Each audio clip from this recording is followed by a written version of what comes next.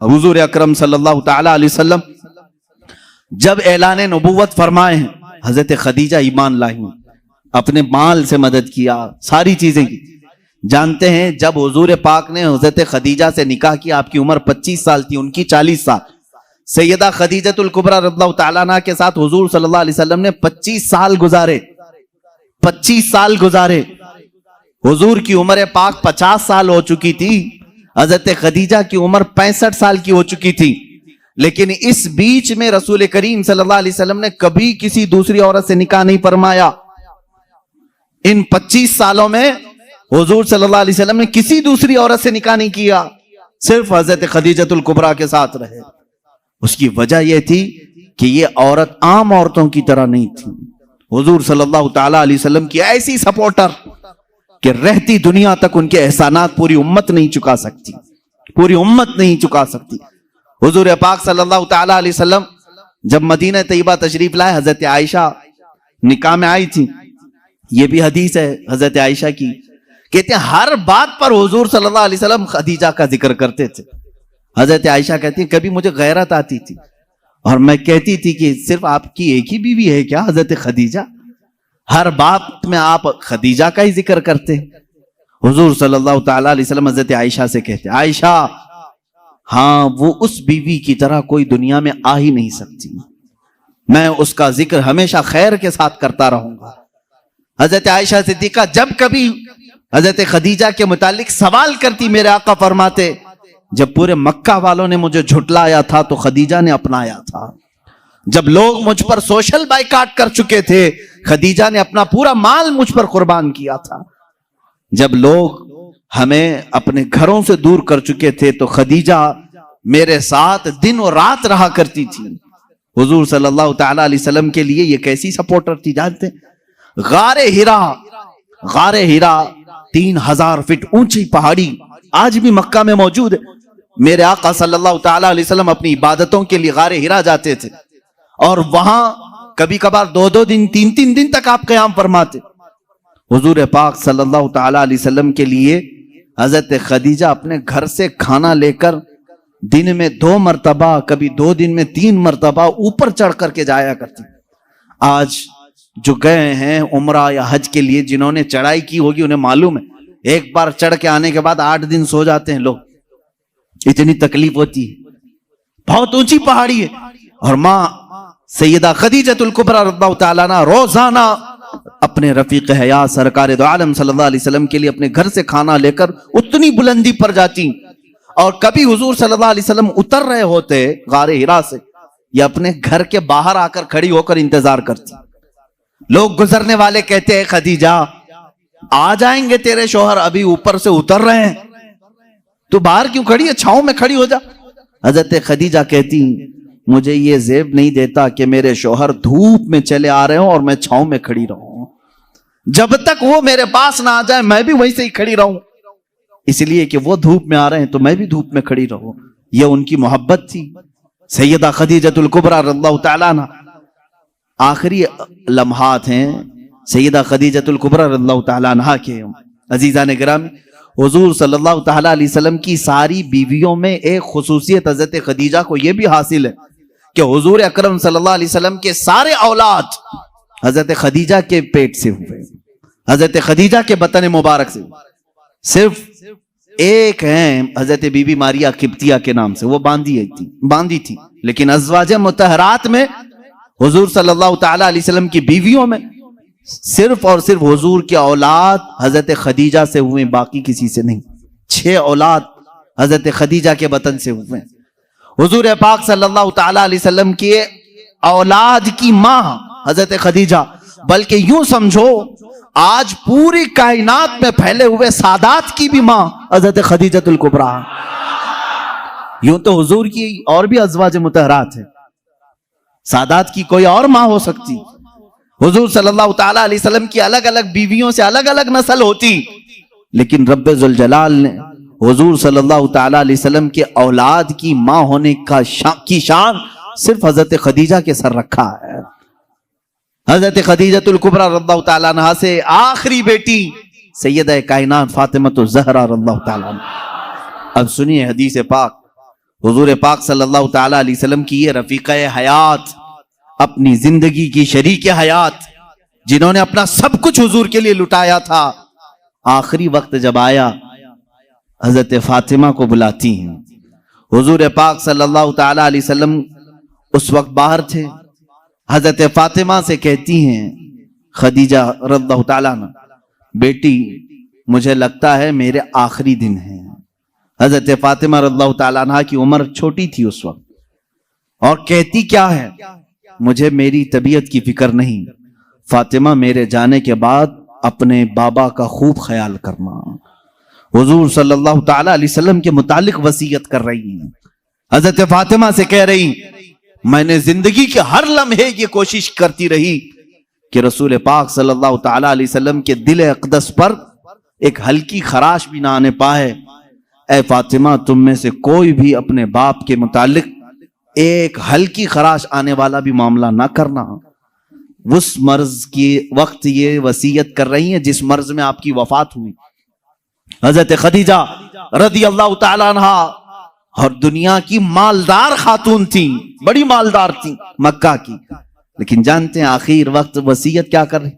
حضرت فاطمہ سے کہتی ہیں ابا جان سے جا کر یہ ایک بات میری کہہ دینا، اگر میری آنکھیں بند ہو گئیں تو صرف مجھے قبر میں اتارنے کے وقت وہ اپنا جبہ یا اپنی چادر مجھے دیتے ہیں، بس وہ اپنی چادر میں لپیٹ کر مجھے دفن کریں، اس کے علاوہ مجھے کوئی اور خواہش نہیں. یہ حضرت خدیجہ کی آخری وصیت تھی.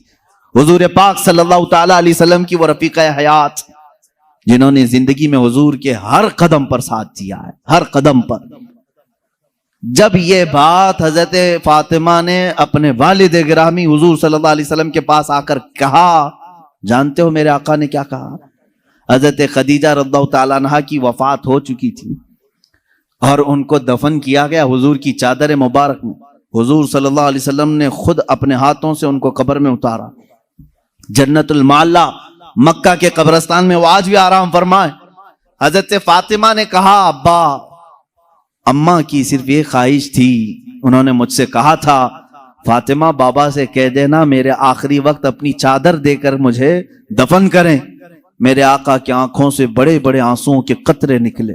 حضور فرماتے ہیں فاطمہ گواہ ہو جا، خدیجہ نے مجھ سے صرف چادر مانگی، اگر وہ میرے جسم کی چمڑی مانگتی تو بھی میں اتار کے دیتا. اللہ کے رسول صلی اللہ علیہ وسلم نے فرمایا اگر میرا جلد وہ مانگتی، اگر میرے جسم سے وہ میری جلد مانگتی وہ بھی میں اسے اتار کر دیتا. حضور پاک صلی اللہ علیہ وسلم کی بے انتہا محبت تھی اس رفیق حیات کے ساتھ، حتیٰ کہ جس سال حضرت خدیجہ کی وفات ہوئی وہ پورے سال کا نام حضور نے عام الحزن رکھا، یہ غموں کا سال ہے. میرے آقا صلی اللہ علیہ وسلم بہت غمگین تھے آپ کی وفات پر. ایک لائف پارٹنر دنیا سے چلا جائے تو میرے عزیزوں واقعی دل کا صدمہ ہے. یہ لوگ تو یہ سمجھتے ہیں بیوی کھیلنے کا نام ہے، بیوی صرف اور صرف مزے لینے کا نام ہے، ایک مشین کا نام ہے، اپنے گھروں کے کام کاج کرانے والی باندیوں کا نام ہے. ایسا نہیں ہے، بلکہ تمہارا اور اس کا جسم جب ملتا ہے تو یوں سمجھ لو اب جسم دو ہوں گے لیکن جان ایک ہو جاتی ہے. اور وہی حقیقی زندگی ہے. جن کی زندگیوں میں اس طرح کی محبت نہیں وہ جہنم بن جاتی ہے دنیا میں.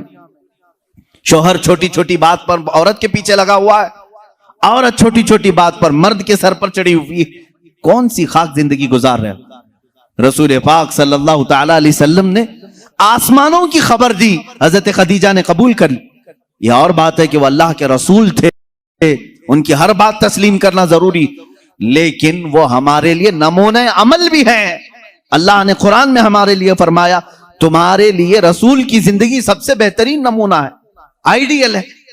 عورتوں کو چاہیے کہ وہ ماں خدیجہ کے اخلاق کو سیکھیں، اپنے شوہر کے ساتھ کہاں کہاں کھڑا ہونا چاہیے، اور مردوں کو یہ چاہیے کہ اپنی بیویوں کی مواسات، ان کی غم کے متعلق ان کے حالات کی خبر گیری کیسے کیا جائے. جب بیمار ہو جائے عورت تو تمہارے اوپر یہ فرض ہے میرے عزیز کہ اس کی تیمارداری کرو. آج کتنی بری رسم ہے، کتنا برا رواج. جیسے عورت بیمار ہو جائے اسے بھگا دیا جائے، جاؤ اماں کے پاس، مائکے میں چلی جاؤ، جب ٹھیک ٹھاک ہونا تو آ جانا. تم نے اس سے جو قبلتو کہا تھا، نکاح میں قبول کیا تھا، کیا صرف اچھی اچھی چیزیں قبول کیا تھا؟ یہی حال اگر تمہارے ساتھ ہو جائے، نکاح کر لیا، 4 مہینے کے بعد تمہارا پیر سڑ گیا، کیا کرو گے؟ میرے عزیزو، زندگی میں دونوں قسم کے معاملات میں نے دیکھے. بعض وہ عورتیں ہیں جو اپنے مردوں کی معذوری کے زمانے میں بھی ان کے ساتھ لگی رہیں اور وہ جنتی عورتیں ہیں، اور اسی طرح بعض وہ مرد ہیں جنہوں نے عورتوں کی بیماری میں بھی ان کا ساتھ دیا. میں جانتا ہوں ایسے معاملات. میرے سامنے ایک معاملہ ایسا آیا تھا جو دل دہلا دیتا ہے. میں اکثر بچوں سے کہا کرتا ہوں، یہ حقیقی واقعہ ہے میرے عزیز، چند سالوں پہلے کا حقیقی واقعہ. شوہر اور بیوی، نئی نئی زندگی تھی، شادی کے بعد دونوں ایک دوسرے سے محبت کرتے تھے، لیکن اچانک بیوی کو ایک بیماری شروع ہو گئی. ایسی بیماری کے چہرے پر برے داغ آ گئے، بڑی بڑی پھنسیاں ہوتی، پھٹ جاتی اور زخم ہو رہا تھا، دیکھنے کی قابل نہیں رہ رہی. ایک دن شوہر باہر گیا، ایکسیڈنٹ ہو گیا. شوہر گیا، ایکسیڈنٹ ہو گیا، اور اس کے بعد واپس آیا تو اس کی آنکھیں جا چکی تھی، نابینا ہو گیا. اس کو گھر لایا، خاتون اس کی تیمارداری کرتی رہی، عیادت کرتی رہی. صحیح ہو گیا لیکن پکڑ کر کے چلانا پڑتا تھا. لیکن بیوی کی بیماری ایسی تھی کہ دن بدن وہ گلتی جا رہی تھی، گھٹتی جا رہی تھی، اور وہ داغ بھی بڑھتے جا رہے تھے. لیکن اس کے لیے ایک خوشی یہ تھی کہ شوہر اسے دیکھ نہیں رہا ہے. عورتیں تو یہی چاہتی ہیں نا کہ اگر میری بدنما کوئی چیز ہو تو کم سے کم میرے مرد سے چھپی رہے. تو اسے ایک خوشی یہ تھی کہ شوہر دیکھ نہیں رہا ہے، آنکھیں جا چکی ہیں. اسی حالت میں اس کی تقریباً 2 سال یا 3 سال گزر گئے. 2-3 سال کے بعد عورت کو ڈاکٹروں نے کہا بھی تھا کہ یہ بڑے خطرناک مرض میں ہے، اس سے علاج مشکل ہے، اس کا علاج مشکل ہے. 3 سال یا قریب اتنے سالوں میں عورت کی وفات ہو گئی، عورت انتقال کر گئی، اور لوگوں نے جنازہ اٹھایا، دفن کیا. مرد جو تھا بڑا غمگین کہ ہاتھ پکڑ کر روزانہ اٹھاتی تھی، چلاتی تھی، پھراتی تھی، کھلاتی تھی، سب کچھ. جب جنازہ چلا گیا، لوگ آئے تو دیکھا کہ مرد خود سے اپنے گھر میں اندر جا رہا ہے، برتن لا رہا ہے، گلاس لا رہا ہے، خود سے سارے کام کر رہا ہے، کوئی پکڑنے والا نہیں، سب چیزیں. محلے والوں نے پکڑ کر کے کہا تجھے سب دکھ رہا ہے؟ اس نے کہا میں کبھی اندھا ہوا ہی نہیں تھا، میں کبھی اندھا ہوا ہی نہیں تھا. 3 سال سے تو صرف میں نے اندھا ہونے کا ایک بہانہ تلاش کر لیا تھا، صرف اس لیے کہ میری بیوی یہ سوچ رہی تھی کہ میرے چہرے پر بدنما داغ ہے، میرا شوہر مجھے کہیں چھوڑ نہ دے. میں نے اس کی فیلنگ کو برقرار رکھنے کے لیے اندھے ہونے کا ناٹک کیا تھا، اور وہ اس دنیا سے خوشی خوشی گئی ہے. بس مجھے اتنا احساس ہے دنیا میں وہ مرد بھی ہیں جنہوں نے اپنی عورت کا دل رکھنے کے لیے 3 سال تک نابینا ہونے کا ایک ڈھونگ کیا، صرف اس لیے کہ اس کا دل نہ ٹوٹے.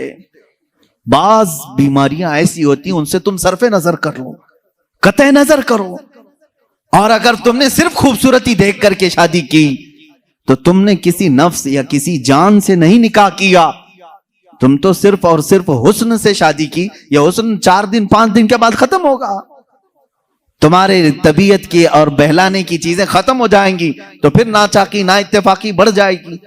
محبت جسم سے نہیں روح سے ہوتی ہے. محبت اس کے چہرے کے سپاٹ ہونے سے نہیں، اس کے اخلاق و کردار سے ہوتی ہے. بہت ساری عورتیں وہ ہیں جن کی عادات سے تم محبت کرو، ان کے اخلاق سے محبت کرو، ان کے کردار سے محبت کرو، پھر دیکھنا ان کا کالا پن کبھی تمہیں احساس بھی نہیں دلائے گا، کبھی ان کا بھونڈا پن بھی تمہیں احساس نہیں دلائے گا، اگر اخلاق کی خوبصورتی اس کے اندر ہو. یہ مردوں کے لیے ضروری ہے میرے عزیزو. اللہ کے نبی صلی اللہ تعالی علیہ وسلم نے جو حسن سلوک اپنی خانگی زندگی میں اپنی ازواج مطہرات کے ساتھ کیا، میں چیلنج کے ساتھ کہتا ہوں پوری دنیا میں اس کی مثال کوئی نہیں پیش کر سکتا، کوئی نہیں لا سکتا. رسول پاک صلی اللہ تعالی علیہ وسلم نے اپنی ہر زوجہ کے ساتھ جو حسن سلوک فرمایا، یہاں تک کہ اللہ تعالیٰ نے آیتیں نازل فرمائی قرآن میں ازواج مطہرات کے آداب کے لیے، وَإِذَا سَأَلْتُمُوهُنَّ مَتَاعًا فَاسْأَلُوهُنَّ مِنْ وَرَاءِ حِجَابٍ، اے لوگو جب کبھی تم رسول کی بیویوں سے کوئی چیز مانگنے جاؤ گے پردے کے پیچھے کھڑے رہنا۔ حضور کی عورتوں کے بالکل مقابل آنا جائز نہیں، جبکہ وہ پوری امت کی مائیں ہیں۔ قرآن کہتا ہے وہ امہاتکم، وہ تمہاری مائیں ہیں۔ اللہ تبارک و تعالیٰ نے مومنین کی مائیں انہیں بنایا ہے۔ عزیزان گرامی وقار، رسول کریم صلی اللہ تعالی علیہ وسلم کی یہ ازدواجی زندگی تھی۔ شادی کس طرح سے کریں، کس کے ساتھ کریں، ایک الگ ٹاپک، لیکن میں آپ کو یہ ضرور بتاؤں گا۔ حضور اکرم صلی اللہ تعالی علیہ وسلم نے فرمایا یا معشر الشباب من استطاع منکم الباء فلیتزوج فإنه اغض للبصر واحسن للفرج، اے نوجوانوں تم میں سے جس کی استطاعت ہے چاہیے کہ وہ نکاح کر لے، اس لیے کہ نکاح تمہاری آنکھوں کو بچاتا ہے، تمہارے شرمگاہ کی حفاظت کرتا ہے۔ اور یہ دو چیزیں ایسی ہیں جو بڑی ڈینجر ہیں، آنکھیں بہکتی ہیں اور شرمگاہ زنا کرتی ہیں۔ یہی دو چیزیں ہیں جو انسان کو تباہی و بربادی میں لے جاتی ہیں۔ اس کا سولوشن نکاح ہے۔ اور حضور اکرم صلی اللہ علیہ وسلم نے فرمایا نکاح کو اتنا آسان بنا دو کہ زنا کرنا مشکل ہو جائے، لیکن آج الٹا نہیں ہے، الٹا نہیں ہے۔ زنا بہت آسان ہو گیا لوگوں کو، وہ تھوڑے پیسے خرچہ کر کے کسی بھی عورت کے ساتھ معاذ اللہ رب العالمین منہ کالا کر لیتے ہیں، لیکن نکاح کرنے کے لیے کتنی بندشیں لگا رکھی ہیں۔ آسان کرو اسے جتنا ہو سکے۔ ہر آدمی اپنے اپنے سٹیٹس اور سٹینڈرڈ کے مطابق نکاح کر سکتا ہے، لیکن ہو کیا رہا ہے؟ امیروں کی شادیاں دیکھ کر کے غریب بھی یہی خواب سجا رہا ہے، میری بیٹی کا بھی نکاح اتنے بڑے ہال میں ہونا چاہیے جتنا اس نے کیا ہے، چاہے تمہاری حیثیت پیسوں کی کچھ بھی نہ ہو، دکھاوا چاہتے ہو لوگوں کو۔ شادیاں بڑی بڑی کرنا اکثر لوگوں کا صرف اور صرف اس لیے ہوتا ہے کہ لوگ دیکھ کر کے کہیں واہ کیا شادی کیا، صرف اتنی تعریف سننے کے لیے تم اتنے پیسے خرچہ کرنے چاہ رہے ہو۔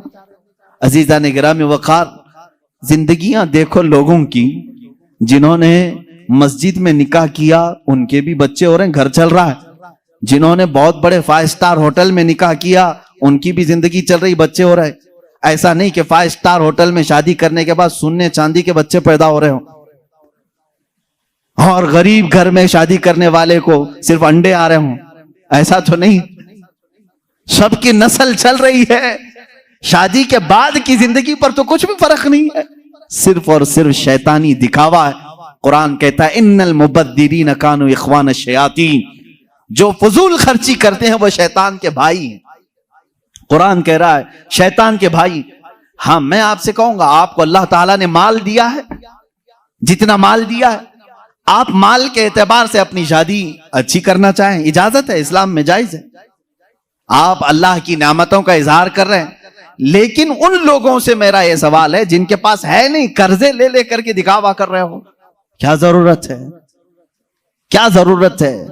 اگر لوگ تمہیں کہتے ہیں کہ ارے بہت چھوٹی شادی کیا، تو لوگوں کو کہنے دو، اس لیے کہ شادی ان کے لیے نہیں کیا، تمہارے داماد کے لیے، بیٹی کے لیے کیا ہے۔ میاں بیوی جب دونوں راضی ہیں تو ان دونوں کے متعلق کیا تمہارا ٹینشن ہے، کس بات کی فکر ہے؟ عزیزان گرامی وقار، حضور اکرم صلی اللہ تعالی علیہ وسلم نے جن کی شادیاں کی ہیں کن باتوں پہ کی؟ ایک نوجوان صحابی آئے، کہا نکاح کی خواہش ہے، لیکن کون نکاح کر کے دے گا مجھے؟ حضور نے فرمایا میں ایک انصاریہ سے شادی کرتا ہوں تیری، ایک انصار صحابی کی بیٹی ہے، لیکن مہر کچھ نہ کچھ لے کر کے آ، ایک چاندی کی انگوٹھی تو مہر میں لے کے آ۔ انہوں نے کہا اتنی قیمت میرے پاس نہیں ہے۔ حضور نے فرمایا وَلَوْ خَاتَمًا مِنْ حَدِيدٍ، جا لوہے کی تو ملے گی انگوٹھی، لوہے کی انگوٹھی لے کر کے آ، میں اسی مہر پر نکاح کر دوں گا۔ وہ گئے اور انہوں نے کہا حضور لوہے کی انگوٹھی لانے کی بھی طاقت نہیں، میرے پاس ابھی کچھ بھی نہیں۔ حضور صلی اللہ تعالی علیہ وسلم نے فلاں انصاری صحابی کی بیٹی کو بلایا اور کہا میں تیرا اس سے نکاح کر رہا ہوں۔ وہ راضی تھی، کہا آقا آپ کی مرضی، اب اس صحابی کو مہر تو کچھ تو دینا تھا۔ حضور نے پوچھا ہل معک من سور القرآن، کیا تجھے قرآن کی کچھ سورہ یاد ہے؟ اس صحابی نے کہا قضا و قضا یا رسول اللہ، ہاں آقا یہ صورتیں یاد ہیں مجھے۔ حضور نے فرمایا جا یہ تیری دلہن کو وہ صورتیں یاد کرا، یہی تیرا مہر ہے۔ قرآن پاک کی صورتیں اسے پڑھا، اسے یاد کرا، یہ تیرا مہر ہے۔ اس سے زیادہ آسان نکاح کس کا ہوا ہوگا؟ یہ نکاح میرے آقا صلی اللہ تعالی علیہ وسلم نے امت کو تعلیم دی۔ عزیزان گرامی وقار، نوجوان کو یہ چاہیے کہ حضور صلی اللہ تعالی علیہ وسلم کے اخلاق پر اگر وہ چلنا چاہے تو میرے نبی سے پوچھے، آقا سب سے زیادہ برکت کون سے نکاح میں ہے؟ حضور نے فرمایا ان اعظم النکاح برکتن ایسرہ مؤنتن او کما قال رسول اللہ صلی اللہ علیہ وسلم۔ میرے آقا صلی اللہ تعالی علیہ وسلم کی حدیث ہے، فرماتے ہیں سب سے زیادہ اس نکاح میں برکت ہوگی جس نکاح میں خرچہ کم کیا گیا ہو۔ حضور پاک صلی اللہ علیہ وسلم نے فرمایا۔ اب اس کا مطلب کنجوسی نہیں، بخالت نہیں، جس کی جتنی حیثیت ہے اس اعتبار سے کرے، اپنی حیثیت سے زیادہ ٹانگ میں نہ پھیلائے، اور اللہ تعالیٰ نے نعمتیں دی ہے تو بخالت بھی نہ کرے، غربا اور مساکین کو خوب کھلائے۔ اس لیے کہ اللہ کے نبی صلی اللہ تعالی علیہ وسلم کے تقریباً 11 نکاح، اس میں سب الگ الگ قسم کے ہوئے ہیں۔ جب حضرت خدیجہ سے نکاح ہوا تھا، حضور کی عمر 25 سال کی تھی اور آپ تجارت کر رہے تھے اور تجارت کا مال تھا، آپ صلی اللہ تعالی علیہ وسلم نے جو نکاح فرمایا اس میں لوگوں کی دعوت بھی ہوئی۔ ایک نکاح ہوا حضرت سودا رضی اللہ تعالیٰ عنہ سے، وہ اس نکاح میں صرف کھجوریں بانٹی گئیں اور کچھ بھی نہیں۔ پھر حضور صلی اللہ تعالیٰ علیہ وسلم نے حضرت زینب سے نکاح کیا، حضرت میمونہ سے نکاح کیا، اس میں تو بکرا ذبح کر کے ولیمہ کیا حضور پاک نے، اور اتنی بڑی دعوت کسی اور میں نہیں۔ کیوں؟ یہ میں حالات بتا رہا ہوں۔ جب تمہارے پاس مال تھا یا مال آیا ہے اس اعتبار سے تمہیں کرنے کی اجازت ہے، اور جب نہ ہو تو قرضہ لے کر کے دکھاوا کرنے کی اجازت شریعت نے نہیں دی ہے۔ شادیوں کے لیے اس طرح سے لوگ مقروض ہو جاتے ہیں۔ کئی لوگ ایسے ہیں جو اپنی پتہ نہیں عزیز عزیز چیزیں اٹھا کر بیچتے ہیں، نہیں صرف 4 لوگوں میں مجھے منہ دکھانا رہتا ہے، منہ دکھانا رہتا ہے، نکاح کرنا ہے بیٹی کا، نکاح کرنا ہے فلاں کا۔ اور آج کے معاشرے سے میں نوجوانوں سے کہوں گا، میرے سننے والے جتنے نوجوان ہیں، اگر نبی سے محبت کرتے ہو اس میلاد میں ایک عزم کر لو، ایک عہد کر لو، ہم میں سے جس کا نکاح ہوگا، ہم جس سے نکاح کر رہے ہیں، ہم سسر کے لیے بلا بن کے نہیں اتریں گے۔ ہاں آج بہت سارے داماد بلا بن چکے ہیں، بلا ہیں، وہ وبا ہیں، اس لیے کہ بیٹی ایک بار دیا ہے اور یہ بیماری زندگی بھر کی لگا لیا ہے۔ ہاں کئی لوگ ہیں ایسے، کڑوی ضرور ہے میری بات، جس نے اپنی بیٹی دیا ہے اور وہ پیچھے لگ گیا ہے۔ کل ہی ایک خاتون میرے پاس آئی، شادی ہو کر کے اس کے 9 سال ہوئے ہیں، بچے بھی ہیں، وہ روتی ہوئی آئی، کہہ رہی ہے کہ میری ماں، اس کی ماں بیوہ ہے، اس کے باپ کا انتقال ہو چکا تھا برسوں پہلے، اور برسوں پہلے میرے باپ کی جو پراپرٹی تھی خاندانی، وہ میری بیوہ ماں کو ملی ہیں، وہ کچھ لاکھ روپے آ گئے ہیں، اور جیسے ہی میرے گھر میں معلوم ہوا ہے، شوہر نے مجھے باہر نکال کے گھر بھیجا ہے، جا تیری اماں کو جو پراپرٹی میں ملا ہے اس میں سے 2 لاکھ مانگ کے لے کے آ۔ معاذ اللہ ربنا، بھکاریوں سے کیوں شادی کرتے ہو؟ اس طرح کے لوگ جو اپنی عورت پر اپنا محل سجانا چاہتے ہیں، ان کی حیثیت بہت ذلیل ہے، بہت ذلیل۔ میں آپ کو بتاؤں، تم برباد ہونا چاہتے ہو، جس کی خواہش ہے وہ مجھ سے پوچھ لے، میں بتا دوں گا۔ توبہ استغفر اللہ، کوئی نہیں چاہے گا، ہر کوئی برکت کا راستہ ہم سے پوچھتا ہے، لیکن یہ راستہ بھی میں بتا دیتا ہوں، جو اپنا بزنس اور اپنی برکت سب برباد کرنا چاہتا ہے، اس کے لیے بعض بزرگوں نے فرمایا وہ اپنی بیوی سے زبردستی اس کا مال لے کر کے بزنس میں لگایا ہو، وہیں سے شروعات ہو جائے گی نحوست کی۔ اس کے دل کو توڑ کر جو مال لے جا کر کے لگاؤ گے تو پھر وہاں سے، ہاں بخوشی دینا اور بات ہے، پسندیدگی کے ساتھ دینا اور بات ہے۔ بہت سارے لوگ شادیوں کے بعد اپنی بیویوں پر دباؤ ڈال کر کے ان کا سارا زیور اٹھا کر لے جا کر رکھ دیتے ہیں اور اس پر تجارت کرنے کی کوشش کرتے ہیں۔ کہاں کی برکت؟ کسی کا دل رو رہا ہے اور تم اپنی دکان سجانے جا رہے ہو. تمہیں تو شادی اسی لیے کرنے کا حکم ہوا تھا, ایک کمزور مخلوق تیرے نکاح میں آ رہی ہے, تو کما اور اسے کھلا. یہاں الٹا ہو گیا, اسی سے تو کمانا چاہ رہا ہے. یہ الٹا نہیں ہو گیا؟ بہت سارے لوگ یہ انتظار میں رہتے ہیں شادی ہوگی تو ابھی مانگنا کیا کیا ہے, کار مانگیں کہ بائک مانگیں اور کیا کیا چیزیں مانگیں. ان بھکاریوں سے میں کہتا ہوں کھٹورا لو اور گلی گلی گھومو, ہر جگہ جاؤ, 1 سال میں بہت کچھ مل جائے گا. اور اگر تمہیں شرم آتی ہے تو میرے عزیزو ایک خاتون سے اور اس کے باپ سے اس طرح کے مطالبے ہرگز نہ کرو. ہاں, مانگنے کے طریقے بھی الگ الگ ہیں. پہلے کھل کر مانگتے تھے, بولتے تھے یہ چاہیے, لسٹ آتی تھی, ساری لسٹ آتی ہے خاتون کے گھر میں سسرال. لیکن ابھی کچھ نہیں. ہماری کچھ بھی خواہش نہیں ہے, ایک اچھی شادی کر کے بھیجو, اچھی شادی کرو. اچھی شادی کا مطلب ڈینیسن میں ہونا چاہیے. میں تو یہاں نام لے رہا ہوں, تم دبا کر کے اپنی خواہشوں کا ذکر کرو اور اسی میں دبے لفظوں میں ساری چیزیں. ہم کو کچھ مت دینا, اپنی بیٹی کو ہی جو کچھ بھی دینا ہے دے دو, ہم اس پر نہیں کہیں گے. اور باپ بیٹی کو جو دے بعد میں تانا ماریں گے. کیا تیرا باپ اتنا نااہل ہے, تجھے ایک واشنگ مشین نہیں دیا, تجھے ایک پلنگ نہیں دیا, تجھے ایک تجوری نہیں دیا, تم تو کہہ رہے تھے کچھ نہیں چاہیے. عزیزان گرامی, یہ بھی طریقہ بھیک مانگنے کا ہی ہے. بھیک مانگنے, یہ جہیز کی لعنتوں کو ختم کرو.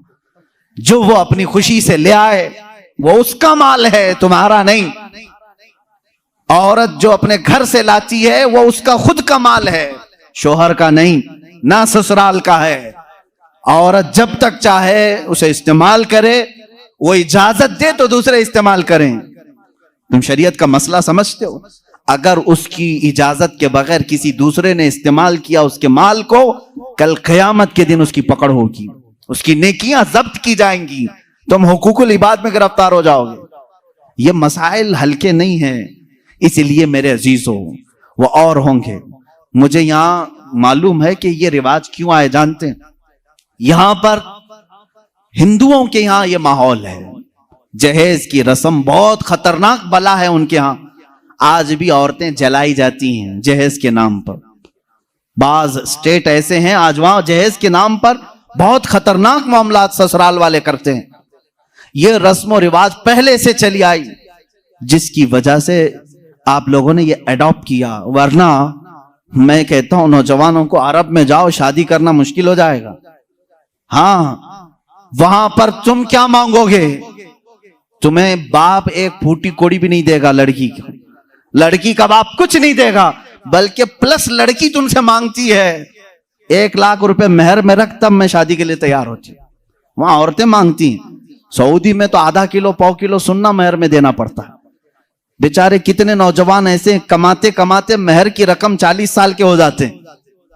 باہر وہاں عرب میں آج بھی یہ رواج, عورت کا حق ہے مانگنا, مرد کیا مانگے گا. یہاں جو ہمارا معاشرہ بدلا ہے اس کی وجہ ہماری صحبت ہے, جو دیکھ رہے ہیں ہم ادھر ادھر. یہ صحبت کا اثر ہے جو تمہارے ہاں جہیز کی لعنت آ گئی. اسے نکالو اپنے ہاتھ سے. اور کسی بھی عورت کے گھر اس کے باپ پر بلا بن کر کے نازل نہ ہو. جب تم باپ بنو گے تمہیں پتا چلے گا ایک جگر کے ٹکڑے کو, بیٹی کو رخصت کرنا کتنا سخت ترین معاملہ ہوتا ہے. میرے عزیزو, جن بچیوں کو ہم اپنے گودوں میں پالے ہوتے ہیں, انہیں بڑی کیے ہوتے ہیں, انہیں پڑھائے ہوتے ہیں, کھلائے ہوتے ہیں, ہر عید بقرعید پر انہیں پہنائے ہوتے ہیں, ان ننھی سی کلیوں کو جب باپ رخصت کرتا ہے تو اس کا کلیجہ ٹوٹ جاتا ہے. پھر تم جانتے نہیں, اس کے گھر سے پوری کی پوری ذات لے کر کے آ رہے ہو, پھر اس پر پلس تمہیں اور مال بھی چاہیے, پیسے بھی چاہیے. کیا یہ رواج ہمارے ہاں نہیں ہے؟ رسم کرو تو لڑکی کے گھر میں, شادی کرو تو لڑکی کے گھر میں. پورے اس کارکرم میں صرف ولیمہ ایک ہی ہے جو مرد کے گھر میں ہوتا ہے, باقی کیا ہے سب عورت کے گھر میں کرنا ہے. بچہ ہو جائے چلہ اس کے گھر میں. ہاں, جتنے بھی رسم ہیں, ارے شادی کی تاریخ فکس کرنی ہے, تم اپنے گھر میں بھی تو کرا سکتے تھے, نہیں لڑکی کے گھر میں ہی کریں گے جا کے. جب جب جائیں پورے خاندان کو لے کر اتر جائیں, راشن ختم ہو جائے. یہ بلا نہیں ہے تو اور کیا ہے؟ گھر کے کچن پر مصیبت نازل ہوتی ہے ہر مہینے 2 مہینے میں. یہ اس طرح کی حرکات کسی ایک گھر کے ساتھ جو ہو رہی ہیں، اس سلسلے کو کب ختم کریں، کب بند کریں؟ وہ رسول پاک صلی اللہ تعالی علیہ وسلم کی زندگی پاک کے اعلیٰ نکاح. آپ کو معلوم ہے حضرت ام حبیبہ رضی اللہ تعالیٰ عنہ حضور کی ایک زوجہ ہیں، حضور پاک صلی اللہ تعالی علیہ وسلم پر ایمان لائی تھی. ابو سفیان کی بیٹی ہیں، حضرت امیر معاویہ کی سگی بہن ہے. ام حبیبہ جس کے نکاح میں تھی وہ عبید اللہ بن جہش، وہ بھی اسلام لائے. دونوں اسلام لائے اور حبشہ ہجرت کر کے گئے تھے. جو پہلی ہجرت ہوئی مسلمانوں کی وہ حبشہ. وہاں جانے کے بعد ان کے ساتھ ایک دردناک معاملہ یہ پیش آیا کہ ان کا شوہر عبید اللہ بن جہش اسلام چھوڑ کر کے عیسائی بن گیا اور شراب پیتے پیتے مر گیا. اسی حالت میں مرتد ہو کر مرا. حضرت ام حبیبہ کے دل میں بڑی چوٹ تھی، بڑا زخم تھا. حضور پاک صلی اللہ علیہ وسلم کو جب یہ اطلاع دی گئی، ام حبیبہ ایک تو اپنا وطن چھوڑ کر ہجرت کر کے گئی، دوسرا غم اس کے شوہر نے دین بدل لیا، تیسرا یہ کہ وہ مر بھی گیا شراب کی حالت میں. اب وہ تنہا ہیں، پردیس میں، ان کا اپنا وطن نہیں ہے. رسول کریم صلی اللہ تعالی علیہ وسلم نے وہاں کے بادشاہ جو نجاشی، وہ بھی اسلام قبول کر چکے تھے، ان کو خط لکھا، اپنے پاس سے ایک صحابی کو بھیجا اپنا وکیل بنا کر کے. کہا اے نجاشی، یہ میرا وکیل ہے، تمہارے دربار میں آ رہا ہے. ام حبیبہ بیوہ ہو چکی، میرے وکیل کی موجودگی میں ام حبیبہ کا نکاح میرے ساتھ کر دو. حضور نے یہ نکاح کا آرڈر دیا وکیل بنا کر. وکیل دربار نجاشی میں آیا. نجاشی بادشاہ نے ام حبیبہ کو جب یہ خبر سنائی، وہ خوشی سے رونے لگ گئی تھی، خوشیوں سے رونے لگی. وہ کہہ رہی تھی کہ میرا ایک شوہر چھوڑا، میں سمجھ رہی تھی زندگی اچاٹ ہو گئی، لیکن کائنات کے آقا و مولا نے اپنے نکاح میں مجھے قبول کیا. اور نجاشی کے بادشاہ، نجاشی جو بادشاہ تھے حبشہ کے، ان کے دربار میں نکاح ہوا. خطبہ خود نجاشی نے پڑھا اور حضور صلی اللہ علیہ وسلم کے ساتھ نکاح ہوا. حضور اس وقت رسول کریم صلی اللہ علیہ وسلم مکہ میں تھے، حضور پاک مکہ میں تھے. نکاح ام حبیبہ کا حبشہ میں ہو رہا ہے، اور حبشہ میں ہی میرے آقا صلی اللہ تعالی علیہ وسلم کی اس زوجہ مطہرہ کو نجاشی بادشاہ نے صحابہ کو بلایا اور دعوت کیا، اور 2 غلاموں کے ساتھ اس دلہن کو روانہ کیا حضور صلی اللہ تعالی علیہ وسلم کی بارگاہ میں. مجھے یہ بتاؤ کتنے جھمیلے تھے، منگنی کہاں ہے، یہ بیچ میں تاریخ فکس کرنے والے معاملات کہاں ہیں، روزہ کھلانے والے معاملات کہاں ہیں، چاند سلامی کہاں گئی، یہ سب معاملات چلے گئے. حضور مکہ میں ہیں، ام حبیبہ حبشہ میں ہیں، نکاح نجاشی کر رہے ہیں، اور دلہن صرف 2 لوگوں کے ساتھ رخصت ہو کر دربار رسول میں آ رہی. مجھے بتاؤ کائنات کا سب سے اعلیٰ دولہا وہ ہے اور سب سے اعلیٰ دلہن وہ ہیں. ان کی زندگی کیا ہمارے لیے نمونہ عمل نہیں ہے، ہمارے لیے آئیڈیل نہیں ہے؟ عزیزان گرامی وقار، حضور پاک صلی اللہ تعالی علیہ وسلم کی آئلی زندگی صرف قصے بیان کرنے کے لیے نہیں، اپنی زندگی میں عمل کرنے کے لیے. حضور کی سیرت اپنانے کے لیے ہے، صرف سنانے کے لیے نہیں. یہ بات سمجھ لو. آپ میلاد کی مجلسوں میں میرے آقا کا ذکر سننے آتے ہیں تو یہ کہانیوں کی طرح مت سنو، عمل کرنے کی نیت سے سنو. اور اگر کسی نے یہ نیت نہیں کیا تو اسے سیرت سننے کا کوئی فائدہ نہیں اور نہ کوئی ثواب ہے. جب محفل میں بیٹھیں تو یہ نیت کریں، حضور کی سیرت جو بھی سنوں گا عمل کی کوشش کروں گا. عزیزان کرام وقار، میں سمجھتا ہوں ہماری محفلیں قبول ہو جائیں گی اگر کسی نے عمل کا ایک بھی ارادہ کر لیا، اگر طے کر لیا کہ مجھے کرنا ہے. اب آؤ، میں جو بات کہہ رہا تھا وہ ادھوری رہ گئی. حضور پاک صلی اللہ علیہ وسلم نے نوجوانوں سے کہا تم میں سے جس کی طاقت ہے وہ نکاح کریں. حضور سے پوچھا گیا کس سے نکاح کریں، کیسی عورت ہونی چاہیے. نکاح سے پہلے کے معاملات، عورت کو تلاش کرنا یہ اہم مسئلہ ہے. ضرور اس چیز میں اپنا وقت لگائیں. میں نہیں کہتا کہ تلاشنا نہیں چاہیے، تلاشیں، اس لیے کہ وہ تمہاری نسل اس سے چلنے والی ہے، تمہارا خاندان اس سے آباد ہونے والا ہے. تو خالی تم گورا چٹا رنگ دیکھنے کے پیچھے نہ پڑو، بلکہ پورے ایک گھر کو چلانے والی، بلکہ تمہارے بچوں کی پہلی یونیورسٹی ہے، پہلی درسگاہ ہے. تم اس درسگاہ کو لانے جا رہے ہو تو کیا کیا اس کے اندر کوالٹی ہونی چاہیے وہ دیکھو. لوگ خالی فوٹو دیکھ کر یہ رنگ کالی ہے گوری ہے، کالی ہے گوری، اسی پر لگے ہو. حضور پاک صلی اللہ تعالی علیہ وسلم نے فرمایا دنیا میں جو بھی نکاح کرتا ہے اس کے 4 مقصد میں سے ایک ہوتا ہے، یا تو عورت کا حسن و جمال دیکھ کے نکاح کرتا ہے، یا عورت کے پیسے دیکھ کر کے کرتا ہے، بہت مالدار ہے، بڑے باپ کی بیٹی ہے، سنو ایسے داماد ہو۔ حضور صلی اللہ علیہ وسلم نے فرمایا یا تیسرا مقصد یہ ہوتا ہے کہ بڑے خاندان والی ہے، یعنی حسب و نسب اعلیٰ ہے، ہم تو شیخ تھے وہ پٹھان ہے، یا پھر اور کسی بڑے خاندان کی ہے۔ پہلا خوبصورتی، دوسرا پیسہ، تیسرا خاندان۔ حضور نے فرمایا چوتھا ایک مقصد ہے، وہ اچھا ہے۔ حضور فرماتے ہیں یا تو پھر اس کے اخلاق و کردار دیکھ کر نکاح کرتا ہے، یہ 4 میں سے کوئی ایک۔ اور رسول کریم صلی اللہ علیہ وسلم نے ہر ایک کا ریزلٹ بھی بتایا۔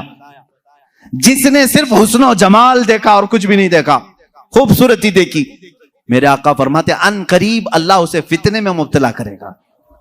فتنے میں مبتلا کیا؟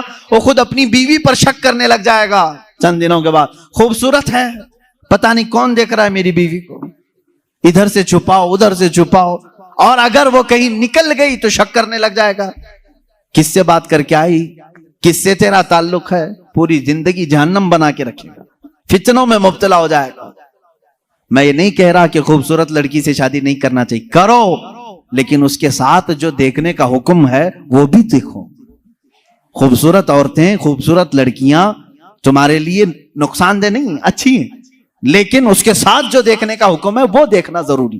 میرے آقا صلی اللہ علیہ وسلم نے دوسرے نمبر پر فرمایا جس نے صرف مال دیکھ کر کے نکاح کیا، بہت پیسے والا گھر ہے، نکاح کرو اس سے، کیونکہ نکاح کے ساتھ گاڑی گھوڑا سب آئے گا۔ حضور پاک صلی اللہ علیہ وسلم فرماتے ہیں ان قریب اللہ اسے فقیر بنا دے گا، اسے محتاج بنا دے گا۔ ایسے دامادوں کو دیکھا ہے ہم نے، ہر ایک سے قرضے لیتے رہتے ہیں، ہاں سسر سے تو ملا ہی تھا لیکن برکت کچھ نہیں ہوئی، پھر اس سے 4 اس سے 4 اس سے 4 قرضے میں ہی ڈوبا ہے، اور یہ قرض کی لعنت اس کی ختم نہیں ہوتی۔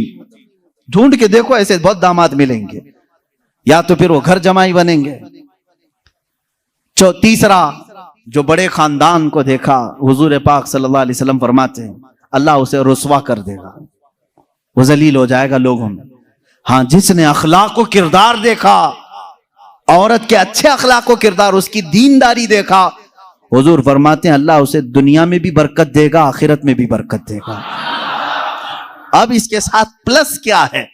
نمبر 1 تم نے دین دیکھا، اخلاق و کردار دیکھا، اس کے ساتھ حسن و جمال بھی مل گیا تو بونس ہے تمہارے لیے، ساتھ میں مالدار بھی ملی تو بھی پلس پوائنٹ ہے، بڑے خاندان والی بھی ملی تو اور اچھا ہے، سونے پہ سہاگا ہے۔ ہاں لیکن نمبر 1 سب سے پہلی چیز اس کی دینداری۔ تمہارے گھر کی عورتوں کو جب بھیجو کسی لڑکی کو دیکھنے کے لیے، سکھا کر کے بھیجو، جاتے ہی یہ نہ پوچھیں کیا کیا پکانا آتا ہے، کیا کیا سلنا آتا ہے، ایمبرائڈری آتی ہے کہ نہیں آتی ہے، یہ نہیں، سب سے پہلا سوال کرو کہ قرآن کتنا پڑھا ہے، قرآن پاک تجوید کے ساتھ جانتی ہے؟ پہلا سوال کرو اپنی بہوؤں سے، ان ساسوں کے لیے میں کہہ رہا ہوں، کڑھائی لکھائی اور سلائی یہ پوچھنا بعد کی بات ہے، پہلی چیز اس کا دین پوچھو۔ اور اس کے بعد میرے عزیزو، ہم سب کے لیے سب سے پہلا سوال یہ ہے، اس خاتون سے یہ پوچھو کہ اہل سنت و جماعت سے کیا تعلق ہے۔ عورتوں کی طرف سے مرد کے گھر جائیں تو بھی یہ سوال ہو، اس لیے کہ یہ عشق مصطفیٰ کی جڑ ہے، اور جہاں جڑ خراب ہو تو پھل نہیں آ سکتے۔ یہ سب سے پہلا سوال ہے کہ اس کے گھر میں دین مصطفیٰ کتنا ہے، عشق مصطفیٰ کتنا ہے، یہ سب سے پہلی چیز۔